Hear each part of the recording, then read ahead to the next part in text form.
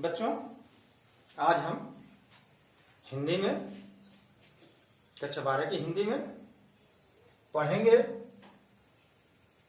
पाठ का नाम है पवन दूतिका और कवि हैं अयोध्या सिंह उपाध्याय हरिऔध। अयोध्या सिंह उपाध्याय हरिऔध इस पाठ के अंतर्गत जो काव्य लिखे हुए हैं वह काव्य एक प्रसंग है और वह प्रसंग कृष्ण और राधा का है।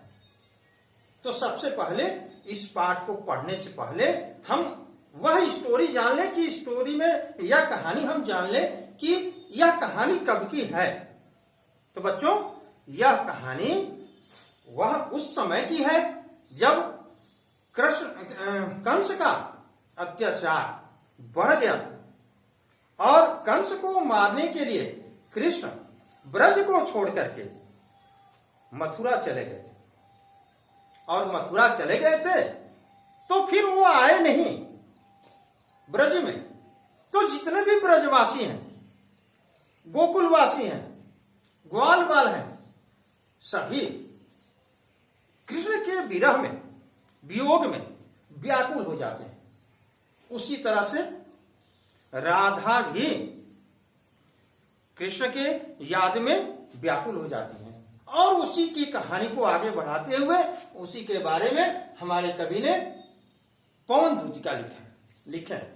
इसमें इस पाठ का नाम पवन दूतिका क्यों रखा गया या अयोध्या सिंह उपाध्याय पवन दूतिका क्यों रखे? तो सबसे पहले यह सोचने की बात है, पवन, पवन माने हवा, हवा को दूत बनाते हैं। दूत समझते हैं? दूत क्या होते हैं? हाँ, पोस्टमैन, चिट्ठी को एक स्थान से दूसरे स्थान ले जाने वाले। तो उसी तरह से राजाओं के जमाने में ये चिट्ठी आती जाती तो नहीं थी ना। आज जैसे मोबाइल है वैसा कोई संचार की व्यवस्था नहीं थी। तो उस समय संदेश वाहक जाते थे, एक संदेश लेकर के कोई व्यक्ति जाता था और दूसरे यहां संदेश पहुंचाता था। उसी तरह से राधा अपने घर में बैठी हुई है और वहां से संदेश लेकर के अपने संदेश को हवा के माध्यम से, पवन के माध्यम से कृष्ण के यहां पहुंचाना चाहती हैं। इसीलिए यहां पर वह राधा जी हवा को ही दूत बना करके भेज रही है कृष्ण के। इसलिए इस पाठ का नाम क्या रखा गया? पवन दूतिका। अब इसमें इस पाठ में अयोध्या सिंह उपाध्याय लिखते हैं, बैठी खिन्ना यक दिवस वे गेह में थी अकेली। हम बच्चों किसी भी काव्य का अर्थ निकालने के लिए या काव्य को समझने के लिए हमें ज्यादा से ज्यादा शब्दों का अर्थ याद होना चाहिए और जितना शब्द अर्थ याद होगा उतना ही अच्छे तरीके से, बढ़िया से, सुंदर तरीके से हम इसका व्याख्या कर सकते हैं, अर्थ निकाल सकते हैं। तो इसलिए हमें ध्यान दें, एक एक शब्द का अर्थ निकालते चलते हैं। बैठी खिन्ना, बैठी, बैठी थी, खिन्ना माने दुखित, यक माने एक, दिवस माने दिन, वे मतलब राधा, गे मतलब घर, में थी अकेली, अकेली माने अकेली। एक दिन राधा जी अपने घर में दुखित होकर अकेली बैठी थी। ठीक है, आज समझे? बैठी खिन्ना यक दिवस वे गेह में थी अकेली। वे मने राधा जी अपने घर में दुखित होकर के अकेली बैठी, या राधा जी अपने घर में अकेली दुखित होकर के बैठी थी। ठीक है, आगे। आके आंसू दृग युगल में थे धरा को भिगोते। आके आंसू, आके माने आंसू आ रहे थे। आके आंसू, आंसू क्या हो रहे थे? आ रहे थे। कहां से आ रहे थे भाई? दृग युगल, दृग माने आंख और आंख माने युगल, युगल माने दोनों, यानी राधा के दोनों आंखों से आंसू निकल करके क्या हो रहे थे धरा को भिगोते। धरा माने पृथ्वी, धरती, भूमि, अब भिगोते यानी राधा के दोनों आंखों से आंसू निकल करके धरा को भिगो रहे थे, यानी पृथ्वी को भिगो रहे थे। समझ में आ रहा क्यों भाई? राधा जो है कृष्ण को याद करके दुखित बैठी हैं और उनकी याद में क्या कर रही हैं? रो रही हैं। तो रो रही हैं तो दोनों आंखों से आंसू निकल रहे हैं और निकल करके भूमि पर गिर रहे हैं, और जिससे धरती जो है, भूमि जो है क्या हो रही है? भीग। ऐसा समझे? आगे आई धीरे इस सदन में पुष्प सदगंध पोले। आई धीरे इस सदन में पुष्प सदगंध को ले। आई धीरे, आई धीरे, देखिए कभी कहां करें, उसी समय धीरे से, धीरे से इस सदन में, सदन मतलब घर में, इस घर में, किस घर में? जिस घर में राधा बैठी थी उस घर में धीरे से पुष्प सदगंध को ले, पुष्पों की सुगंध को लेकर के धीरे से आती है। कौन आ रही है? प्रातः वाली। कौन आ रही है? सुबह वाली, सुपवन, सुंदर हवा। जिस समय दुखित होकर राधा अपने घर में अकेली बैठी थी और उनके दोनों आंखों से आंसू निकल करके पृथ्वी को भिगो रहे थे, उसी समय धीरे से सुबह वाली हवा आकर के किससे आ रही भाई? इसी काल वातायनों से, उसी समय खिड़कियों से धीरे से सुबह वाली हवा पुष्पों की गंध को लेकर के आती है। अब एक बार, अब तो समझ में आ गया होगा, लेकिन एक बार हम फिर से अर्थ को बता रहे हैं, आप ध्यान से देख ले। बैठी खिन्ना एक दिवस वह वे गेह में थी अकेली। एक दिन राधा जी दुखित होकर के घर में अकेली बैठी थी। आके आंसू दृग युगल में थे धरा को भिगोते, और उनके दोनों आंखों से आंसू निकल करके पृथ्वी को भिगो रहे थे। आई धीरे इस सदन में पुष्प सदगंध को ले, प्रातः वाली सुपवन, इसी काल वातायनों से, उसी समय धीरे से पुष्पों की गंध को लेकर के खिड़कियों से सुबह वाली हवा प्रवेश करती है।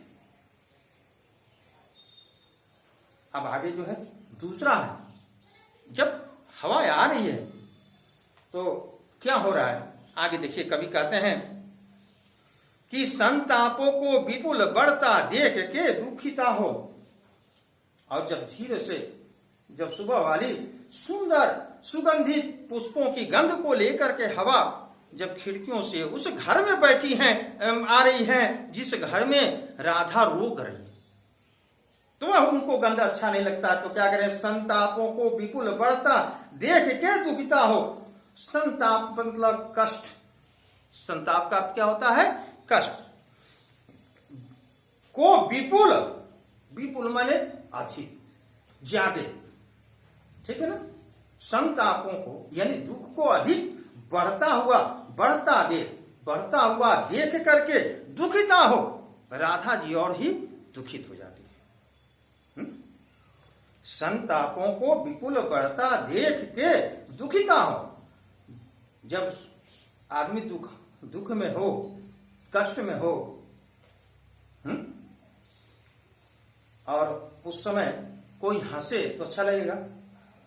वही स्थिति है कि राधा जी दुखित हैं और दुखित होने के पश्चात रो रही हैं, और उसी समय खूब सुंदर सेंटेड हवा जो है उस घर में आती है। जब घर में हवा आती है तो उस सुगंध को देख करके राधा जी और ही दुखित हो जाती है। तब क्या कहती हैं राधा जी? धीरे बोली सदुख उससे श्रीमती राधिका यो। और तब जब वह हवा आती है सुगंधित, तो उससे दुखित होकर के धीरे से श्रीमती राधिका जी दुखित होकर सा दुख दुख के साथ बोलती हैं। क्या कहती हैं? प्यारी प्रातः पवन इतना क्यों मुझे सताती, हे सुबह वाली हवा तुम मुझे इतना कष्ट क्यों दे रही हो, हे सुबह वाली हवा तुम मुझे इतना कष्ट क्यों दे रही हो।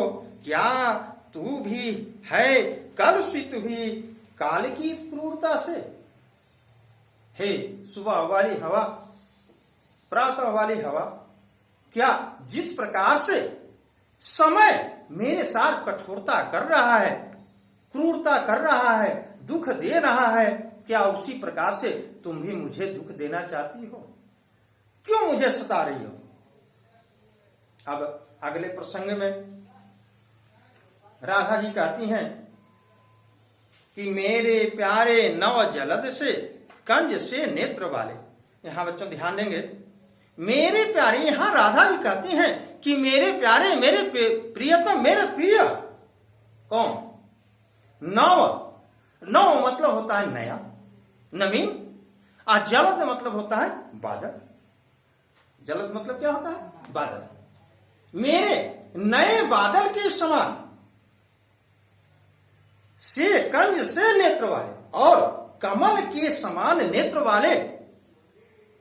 यानी कृष्ण का प्रसंग यहां कैसे अयोध्या सिंह उपाध्याय लिखते हैं कि राधा कैसे कह रही हैं हवा से कि मेरे श्याम बदन, यानी सांवले रंग के बादल के समान सांवले रंग के, और उनकी आंखें लाल लाल कमल के समान लाल आंखों वाले, जाके आए न मधुबन से और न भेजा संदेशा। जब से वे मधुबन गए हैं तब से वे लौट करके आए नहीं, और न ही कोई मुझे संदेश भेजे। मैं रो रो के प्रिय विरह से बावली हो रही हूं, और मैं उन्हीं के याद में, मैं अपने कृष्ण के याद में को याद करके उनके विरह में रो रो करके पागल के समान बन गई। जाके मेरी सब दुख कथा श्याम को तू सुना दे। अब यहीं पर यही प्रसंग है, यही लाइन है कि जाके हे हवा तुम जा करके और मेरे सारे दुख को जा करके किसको सुना दे? दुख कथा श्याम को तू सुना दे। तुम वहां चली जाओ, तुम तो चली जाती हो, हर जगह जाती आती हो, तो इसलिए तुम जाकर के और मेरे सारे दुख को या दुख वाली कहानी को जाकर के कृष्ण को सुना। ऐसा ही समझ में आ रहा है ना? जहां भी कोई दिक्कत हो फिर से बोल लीजिए, फिर से बता दें, फिर से सुन लीजिए इसको। यहां कहते हैं मेरे प्यारे नव जलद से कंज से नेत्र वाले, मेरे प्यारे कृष्ण जो बादलों के, नए बादलों के समान हैं और उनकी आंखें कमल के समान हैं। वो जब से मधुबन गए, जाके आए न मधुबन से, जब से वो मधुबन गए हैं वो जाकर के आए नहीं, और न भेजा संदेशा, और न ही कोई अपनी सूचना दिए, न संदेश भेजे। मैं रो रो के प्रिय विरह में बावली हो रही हूं, और मैं उन्हीं को याद याद करके, मैं अपने प्रियतम कृष्ण को याद याद करके उनके विरह में, उनके वियोग में मैं पागल हो रही हूं। जाके मेरी सब दुख कथा तू श्याम सुना दे। जाके मेरी सब दुख कथा श्याम को तू सुना दे। अब यहां पर किसको कह रही हैं जाने के लिए? वो हवा से कहती हैं कि हे हवा तुम जाओ और मेरी सारी दुख भरी कहानी को श्याम को सुना, कृष्ण को सुना। ठीक है, ऐसा समझे ना? आगे, ज्यों ही मेरा भवन तज तू अल्प आगे बढ़ेगी। अब देखो यहां पर इतना सुंदर प्रसंग है।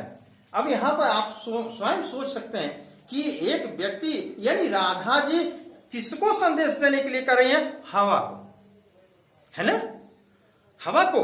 अब जैसे आप किसी को भी कहीं संदेश देने के लिए भेज रहे हैं, या किसी बच्चे को या किसी अपने छोटे भाई बहन को सामान लाने के लिए बोल रहे हैं दुकान से, तो कहे कि देखो इस तरह से जाओगे, इस साइड से जाओगे तो एक घर छोड़कर, एक दुकान छोड़कर के बाद दुकान मिलेगी। आप पता बताते हैं ना कहाँ जाना है, आप वो नहीं जानता है तो पता बताते हैं। ठीक उसी तरह से यहां पर हवा को कैसे जाना है और कौन सा रास्ता है, उस रास्ते को बताते हुए कहती हैं राधा जी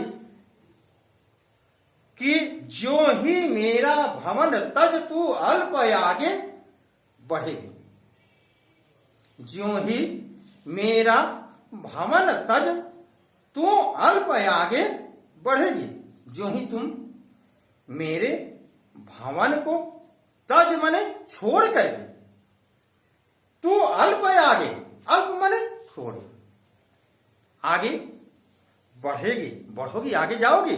कहती हैं कि जो ही मेरा भवन तज तू अल्प आगे बढ़ेगी, यानी हे हवा, जो ही तुम मेरे घर को छोड़कर थोड़ा सा आगे जाओगी। समझ में आ रहा है ना? हे हवा, तुम मेरे घर को छोड़कर जो ही थोड़ा सा आगे जाओगी, शोभा सुखद कितनी मंजू कुंज मिलेंगी। अब देखो शोभा वाली, शोभा वाली माने बहुत ही सुंदरता वाली, बहुत सुंदर सुंदर, सुखद सुख को प्रदान करने वाली, कितनी बहुत सारी, मंजू मधुर कुंजे बगिया बगीचा मिलेंगे। जो ही तुम मेरे घर को छोड़ करके थोड़ा सा आगे बढ़ोगी तो बहुत सुंदर सुंदर बगिया आपको बन मिलेंगे, जो आपको बहुत ही सुख देने वाले होंगे।